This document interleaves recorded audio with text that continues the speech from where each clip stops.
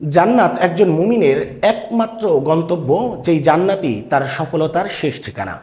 জান্নাতে যাওয়ার বিভিন্ন পথ পদ্ধতি কোরআন হাদিসে বর্ণিত রয়েছে। তবে নারীদের জন্য জান্নাতে যাওয়ার যে সহজবোধ্য রোডম্যাপ রাসূলুল্লাহ সাল্লাল্লাহু আলাইহি ওয়াসাল্লাম তুলে ধরেছেন, সেটি আসলেই অনন্য।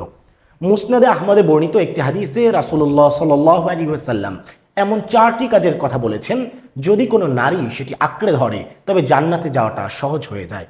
রাসূলুল্লাহ সাল্লাল্লাহু আলাইহি ওয়াসাল্লাম বলেন, ইদা সল্লাতিল মারআতু খামসাহা ওয়া সামাত শাহরাহা ওয়া হাফিজাত ফারজাহা ওয়া আতাআত যাওজাহা কিলা লাহা উদখুলিল জান্নাতা মিন আইয়ি আবওয়াবিল জান্নাতি শি'তি।